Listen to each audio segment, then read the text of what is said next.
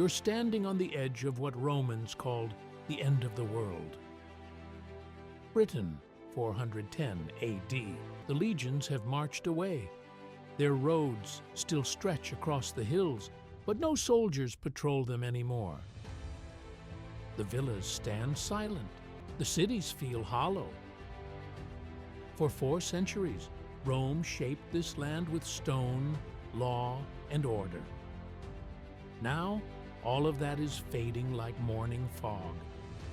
This is Dark Ages England, where the old world crumbles and something new begins to grow in its shadow.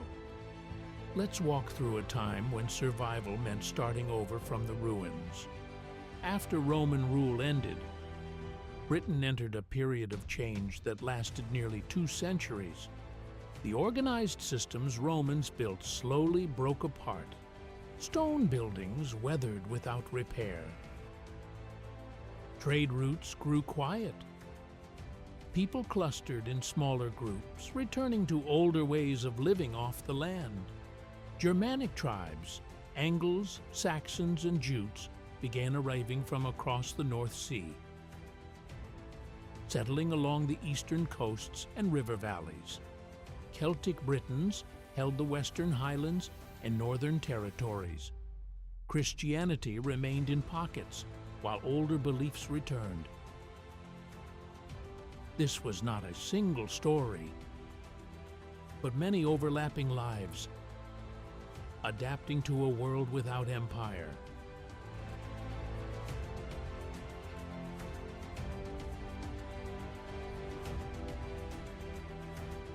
You're walking along a massive stone barrier that cuts across the entire width of northern England. Hadrian's Wall stretches from coast to coast, built by Roman soldiers nearly 3 centuries ago. The stones still stand firm, stacked without mortar in some places, fitted so tightly that wind and rain haven't pulled them apart. Every few miles, the remains of small forts sit along the wall. Square stone foundations mark where garrison buildings once stood. Wooden roofs have long since rotted away, but the walls remain.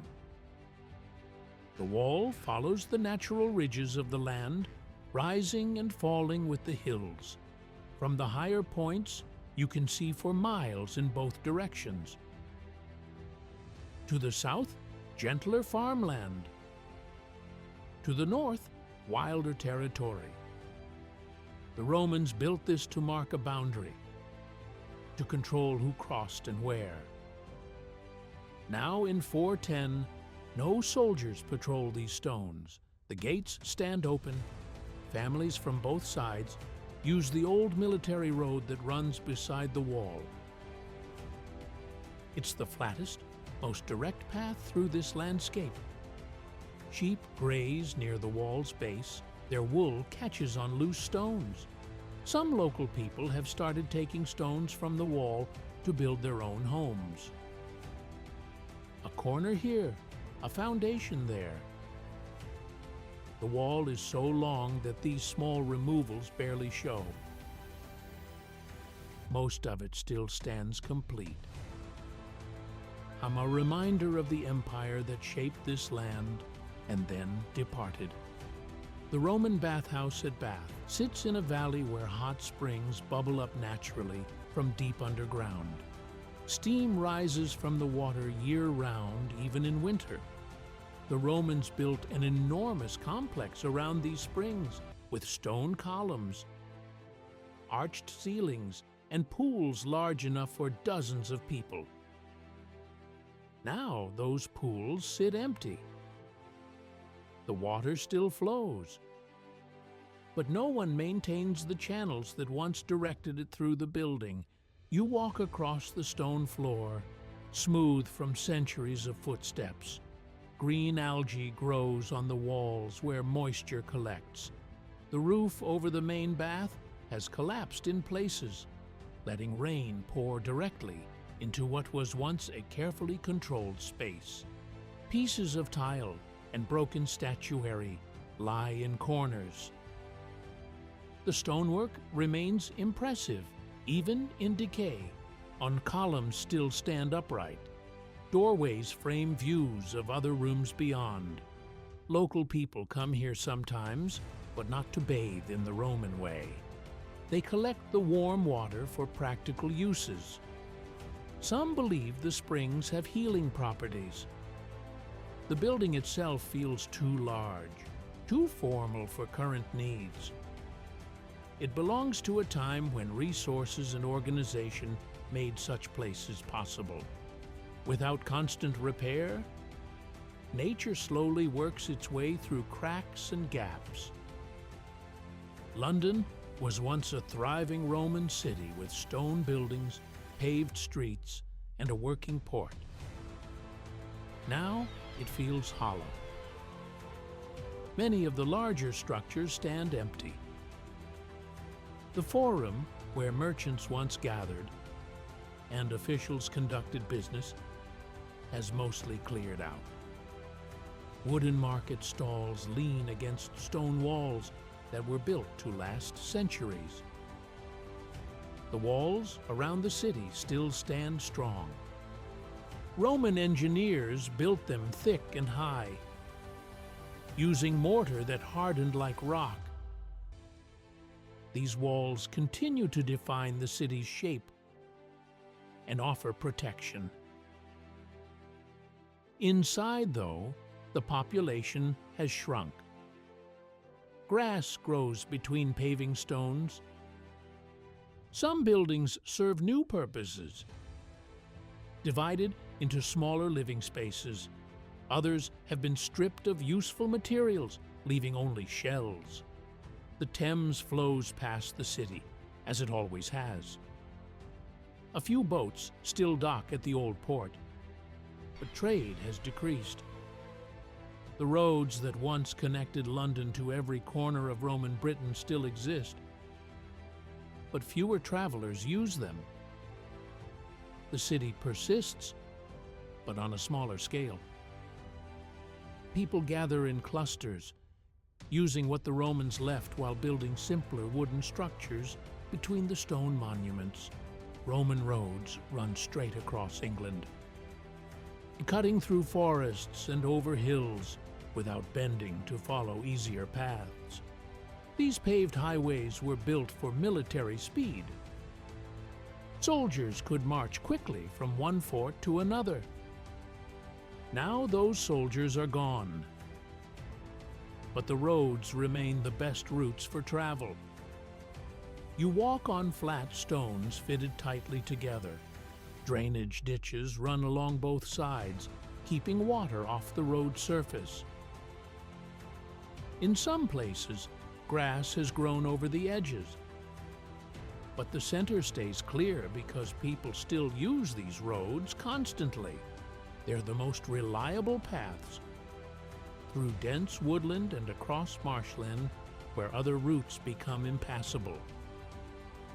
Every few miles, you pass the ruins of small way stations where travelers once rested and changed horses. Stone foundations show where buildings stood. Sometimes a well still holds water. None of these roads connect settlements that existed under Roman rule. Some of those places have been abandoned. Others continue with smaller populations. The roads endure because nothing better has replaced them. Roxeter was once the fourth largest city in Roman Britain. Wide streets, divided blocks of stone buildings. A forum, bathhouse, shops, and townhouses spread across the landscape. Now that organization is breaking down. Families live in some of the old buildings, but many stand vacant. The bathhouse no longer functions. Its roof has fallen in. People are adapting the Roman structures for simpler uses. Stone from public buildings gets reused in smaller construction projects. Wooden houses appear between the old stone walls. Fields expand into areas that were once paved streets. The change happens gradually. each generation makes small adjustments based on current needs. The outline of the Roman city remains visible. You can still trace the main roads and see where important buildings stood, but the purpose has shifted. This is no longer a city in the Roman sense. It's becoming a large village, using the bones of what came before to build something different. You're climbing toward an ancient hill fort that sits on high ground overlooking the surrounding valleys.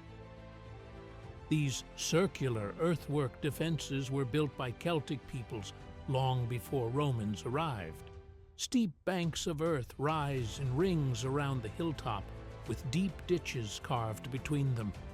During Roman rule, many of these forts were abandoned as people moved to lowland towns. Now families are returning to them.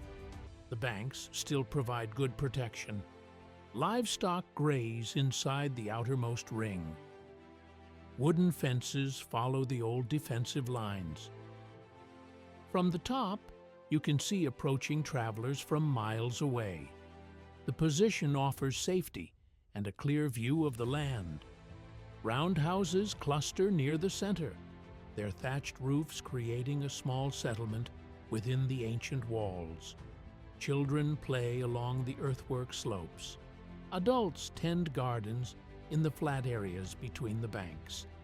The old ditches collect rainwater, providing drinking supply for animals. These forts were designed for defense, and that purpose hasn't changed. In uncertain times, high ground and strong boundaries matter. The hill fort offers both.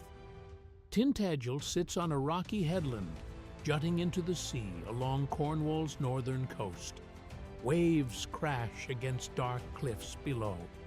A narrow strip of land connects the headland to the mainland by making it naturally defensible. Celtic Britons have established a settlement here, building simple stone structures close to the cliff edges. Evidence of trade appears throughout the site. Pottery fragments from the Mediterranean region lie scattered near dwelling foundations. Wine containers and olive oil jars have traveled hundreds of miles to reach this remote corner. These goods suggest that coastal communities maintain connections with distant lands even as inland trade decreases. Seabirds circle overhead constantly.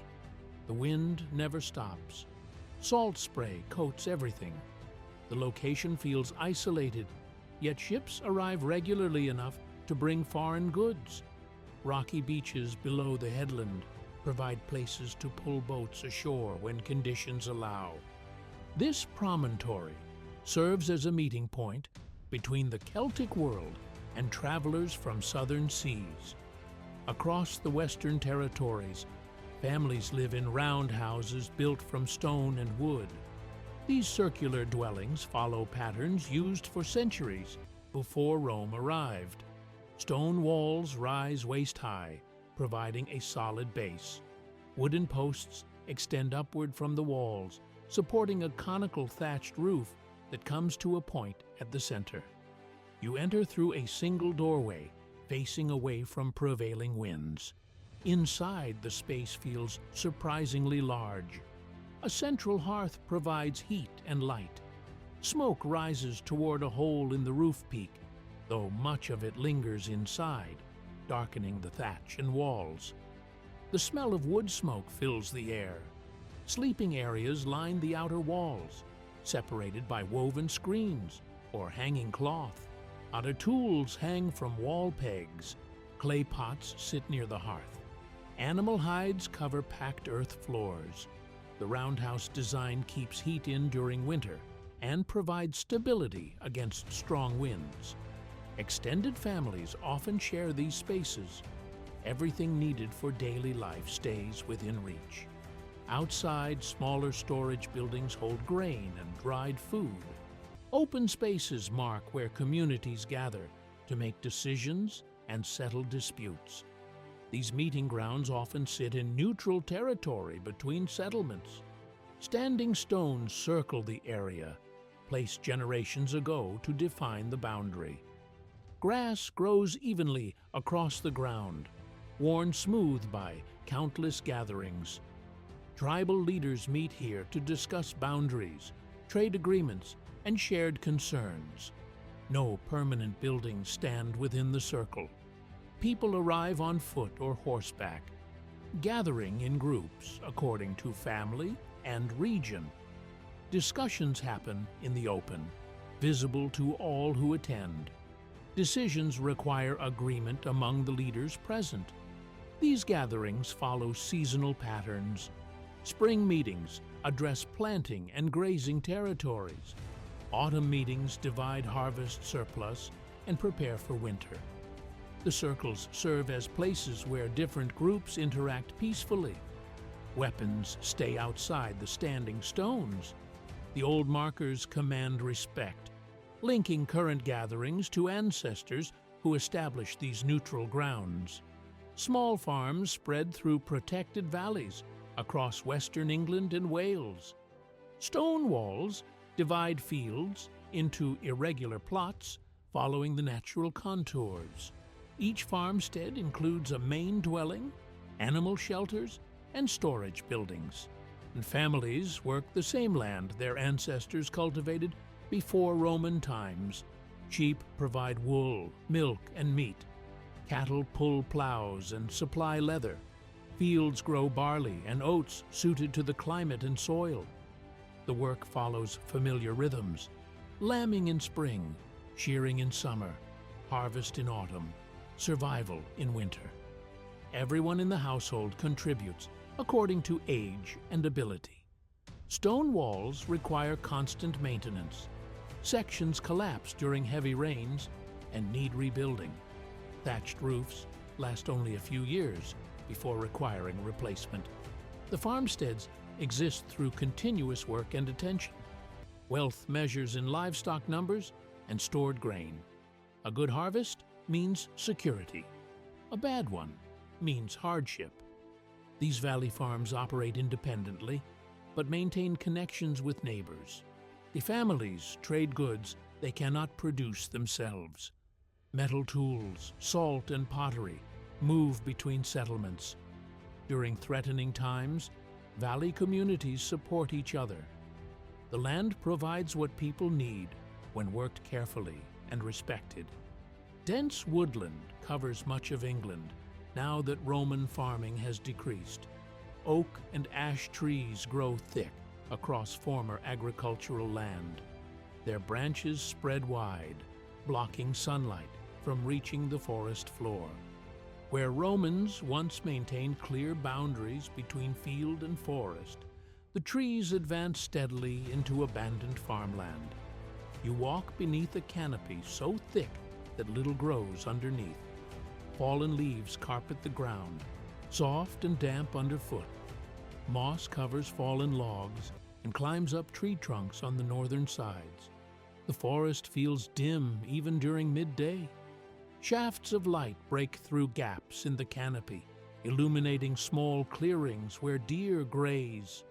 These woodlands provide resources that settled communities depend on: timber for building and fuel, nuts and berries for food, wild boar and deer for hunting.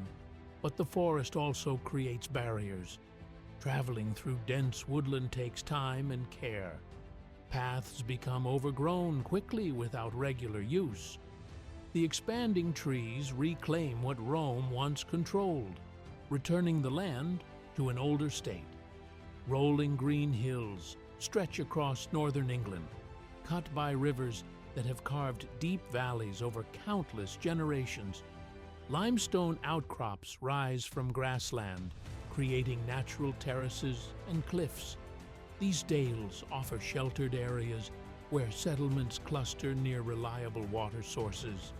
The landscape changes with elevation. On valley floors hold the richest soil where crops grow. Hillsides provide grazing for sheep and cattle. Rocky upper slopes remain wild, too steep and thin for farming. Rivers flow clear and cold, fed by springs emerging from limestone caves throughout the region. Stone walls built without mortar divide the land, following property lines established long ago. Small farmsteads dot the valley floors, their stone buildings blending into the surrounding terrain. Smoke rises from cooking fires. Animals move between pastures along worn paths. The dales protect communities from harsh weather, while providing everything needed for survival. Along England's eastern shore, rivers spread into wide marshlands before reaching the sea. Flat terrain stretches to the horizon, broken only by channels of slow-moving water. Tall grasses and reeds grow dense, bending with constant wind from the ocean. The ground stays wet year-round, making travel difficult. Birds nest here in enormous numbers. Their calls fill the air from dawn until dusk. Herons stand motionless in shallow water, watching for fish. Ducks and geese gather in flocks so large they darken the sky when they take flight. The marshes provide rich feeding grounds that attract wildlife from across the region. A few settlements exist on slightly higher ground within the marsh. Wooden walkways connect buildings raised on posts above the wet earth. Residents fish and trap birds for food. They harvest reeds for thatching. The marsh offers resources but demands constant adaptation to water levels that change with seasons and tides. Few outsiders venture into this landscape. Those who live here know the safe routes and dangerous areas. Open grassland covers the chalk hills of southern England. These downs roll gently, creating wide views under enormous skies. Short grass covers the thin soil, cropped close by grazing animals. Walking here feels exposed. Wind sweeps across the hills without obstruction. Ancient burial mounds rise at intervals along the ridgelines. These earthen mounds were built long before Roman times, marking important graves. Some stand alone, others cluster in groups. The mounds remain visible landmarks, connecting current inhabitants to ancestors who shaped this land centuries ago. The chalk beneath the soil appears in white cliffs and exposed sections. Water drains quickly through it, leaving the surface dry even after rain. Springs emerge at the base of hills, where water flowing through chalk meets harder rock below. These springs determine where settlements develop. The downs themselves stay open and empty, used for grazing but not for building. The Thames, Severn, and Trent flow through England, connecting distant regions. These rivers provide the easiest routes for moving goods and people. Boats travel upstream and down, carrying trade items between settlements. The rivers remain reliable even as Roman roads see less traffic. You stand on a riverbank, watching the current flow past. The water runs dark with sediment, moving steadily toward the sea. Simple wooden boats tie up at landing points where paths meet the water. Fishermen work from small vessels, casting nets into deeper channels. Waterfowl paddle along the edges where reeds grow thick. Settlements cluster near river crossings and confluences where multiple waterways meet. And these locations become natural gathering points. People exchange news along with goods. River trade continues patterns established before Roman occupation, using vessels and techniques passed down through generations. The rivers themselves haven't changed. They flow as they always have, indifferent to empires that rise and fall along their banks. Simple timber halls stand in eastern valleys where Germanic newcomers have established their communities. These settlements follow a practical design. Long wooden buildings stretch across cleared land. Their walls made from oak posts and planks. Thatched roofs slope steeply to shed rain. Each hall houses an extended family, with space for cooking, sleeping, and storing supplies under one roof. You walk between the buildings on hard-packed earth. Wooden fences enclose areas for livestock. The pigs root in muddy pens. Chickens scratch near doorways. The settlements sit near rivers or streams, ensuring fresh water access. Fields spread out from the buildings, planted with crops familiar to the settlers from their continental homelands. The construction differs from Romano-British building methods. No stone foundations, no tile roofs. Everything uses wood and thatch. These materials require regular maintenance and replacement, but they're abundant and familiar to the Saxon builders. Smoke escapes through gaps in the roof thatch rather than proper chimneys. The settlements have a temporary feeling, though families intend to stay. Outside the Saxon settlements, burial grounds mark where communities lay their dead to rest. The practices differ from Romano-British traditions. Many bodies are cremated and their ashes placed in ceramic urns decorated with stamped patterns.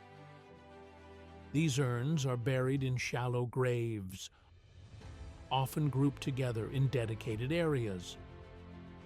Other graves contain unburned bodies, accompanied by personal items. You can see fresh earth mounded over recent burials. Placed beside the deceased are objects they might need: iron knives, bone combs, clay pots, bronze brooches. Warriors receive weapons. Women receive jewelry and weaving tools. The grave goods reflect the person's role in life. The burial grounds grow steadily as settlements establish themselves. Each grave represents a life lived in this new land. The objects buried with the dead show craftsmanship styles from across the North Sea, evidence of the settlers' origins. These graveyards mark Saxon presence on the landscape as permanently as their living settlements. Wide beaches along the eastern coast show where boats continue to arrive from across the North Sea. The sand stretches flat and firm at low tide, perfect for pulling vessels ashore. Wooden boats rest on the beach, their curved hulls designed for ocean crossing. Some are small, carrying single families. Others are larger, built to transport livestock and household goods. The coastline here lacks natural harbors. Boats simply run up onto the beach. Men drag them beyond the tide line using wooden rollers. Supplies unload directly onto the sand. The beach shows constant activity during favorable weather. New arrivals meet with established settlers who help guide them to available land. Salt spray fills the air. Seabirds call overhead. The beach slopes gently into water that remains shallow far from shore. This makes landing easier, but requires knowledge of tides. Ships must time their approach carefully. The coast faces toward the settlers' homelands, maintaining the connection across the water. Small workshops appear within Saxon settlements where skilled craftspeople practice their trades. Weavers work outdoors during good weather, their looms set up in sheltered areas. Vertical looms lean against building walls, weighted threads hanging down. Women pass shuttles back and forth. creating cloth from wool and flax. The rhythmic clacking of the loom carries across the settlement. Metalworkers labor near the edge of communities where smoke and noise cause less disturbance. Simple furnaces built from clay and stone reach temperatures hot enough to work iron. Bellows pump air to increase the heat. The smith hammers hot metal on an anvil, on shaping tools and weapons. Sparks fly with each strike. The ring of metal on metal marks the workshop's location. These craftspeople carry skills learned in their homeland. The textile patterns and metal objects they produce show continental styles. Iron knives, spearheads, and agricultural tools emerge from the forge. Woven cloth provides material for clothing and household needs. The workshops supply what the community cannot import, establishing self-sufficiency in the new land. Low earthen banks and ditches mark boundaries between different Saxon groups and between Saxon and Briton territories. These barriers aren't designed for major defense. They're agreements made visible in the landscape. A ditch dug along a property line, a bank of earth piled along a border. The marks show where one community's land ends and another's begins. You walk along one of these boundary works. The ditch runs straight across open ground, perhaps waist deep. Earth from the digging forms a bank on one side. Grass grows over both, but the shape remains clear. Such boundaries prevent disputes by making ownership obvious. Livestock know not to cross. People respect the markers. Some boundaries follow natural features like streams or ridge lines. Others cut across flat land where no natural division exists. The effort required to dig these ditches and pile these banks represents community agreement. Both sides participate in creating the boundary. The earthworks become permanent records of peaceful negotiation, showing that not all territorial divisions come from conflict. You're walking through valleys that reach into the furthest corners of northern England. The land here feels untouched by the changes happening elsewhere. Roman influence barely reached these remote areas. The Great Wall sits visible on the southern horizon, but life in these valleys continues, patterns established long before any empire arrived. Stone circles stand on hilltops and in clearings, their purpose known only to those who placed them generations ago. These circles predate Roman occupation by centuries. Families living here now use them as gathering points and landmarks. The stones remain unmoved, witnesses to countless seasons. The valleys themselves cut deep between hills covered in rough grass and heather. Streams flow clear and cold through rocky beds. In winter, snow fills these valleys and blocks passage for weeks. Summers remain short and cool. The growing season allows only hardy crops. Families depend heavily on livestock that can survive the harsh conditions. Settlements consist of scattered farmsteads, each housing a single extended family.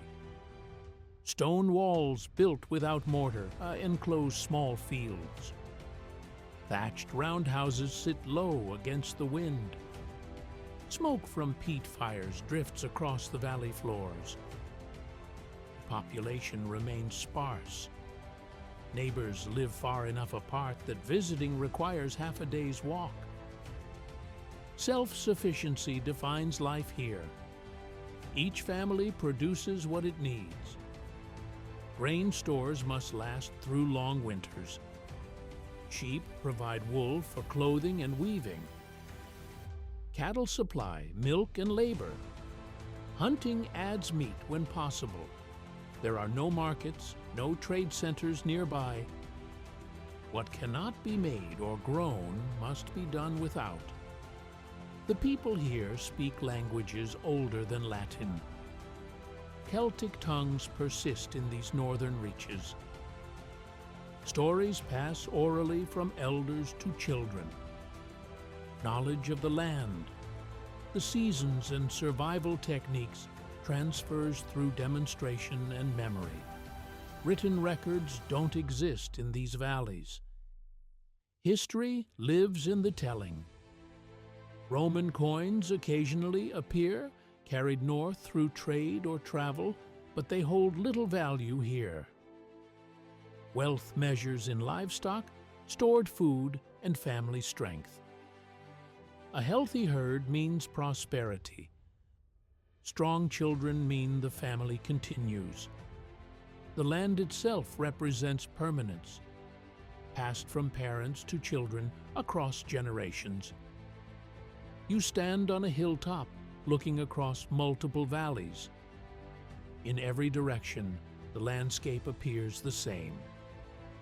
Green hills, rocky outcrops, scattered stone walls, thin columns of smoke marking distant dwellings. No roads cut through this terrain. Paths follow routes established by centuries of footsteps, winding around obstacles rather than through them.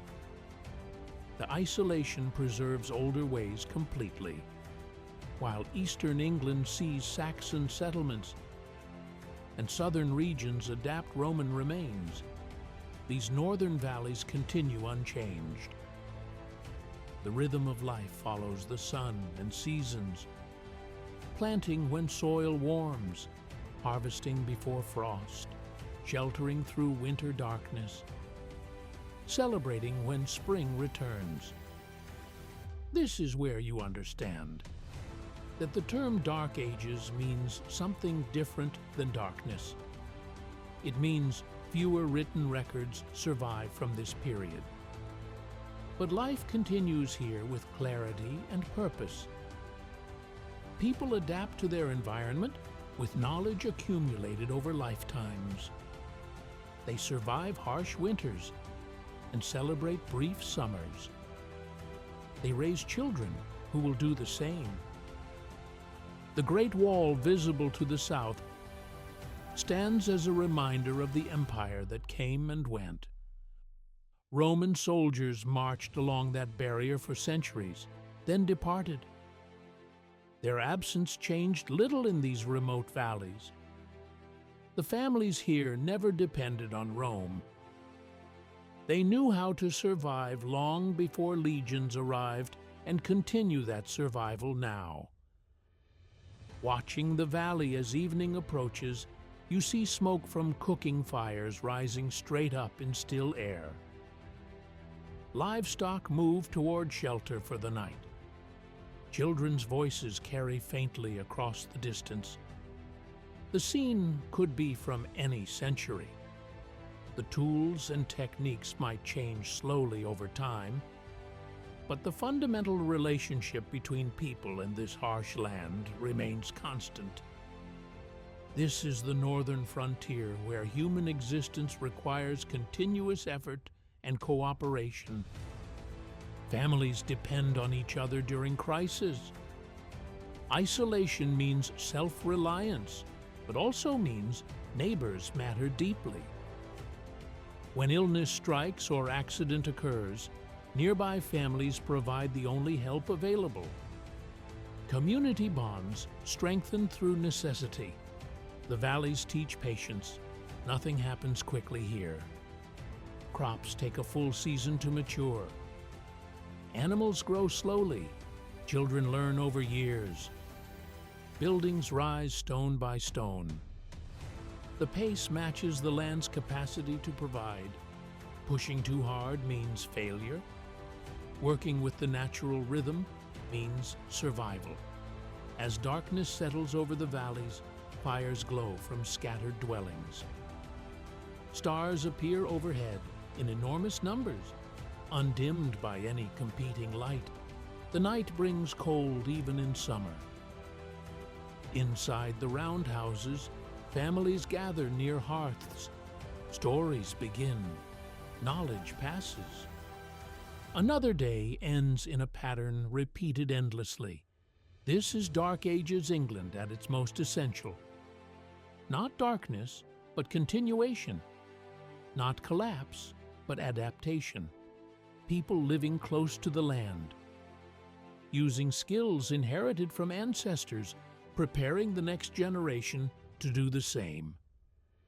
The empire that once claimed this island has faded. What remains are communities who never needed that empire to know how to survive. You've walked through a land caught between what was and what will be. The stone walls Hadrian's soldiers built still stand across the north. Roman roads still guide travelers through forests and over hills. Bath's empty pools remind you that grand systems require constant effort to maintain. Without that effort, even the most impressive structures return to the earth. In the western hills and northern valleys, Celtic Britons continue lives rooted in traditions older than Rome. Their roundhouses, hill forts, and valley farms follow patterns tested across generations. They adapted when the empire arrived, then adapted again when it left. The stone circles on their hilltops mark time in centuries, not years. These communities understand that survival means working with the land, not against it. Along the eastern coasts, Saxon families build new settlements, using familiar methods from their homelands. Their timber halls and burial grounds establish permanent presence. They bring different languages, different gods, different ways of organizing community. The island now holds multiple peoples, each claiming territory, each following their own customs. Boundaries marked by earthworks show that land can be divided through agreement rather than force. The forests expand into former farmland. Rivers continue their eternal flow to the sea. Marshlands shelter countless birds. The chalk downs stretch open under wide skies.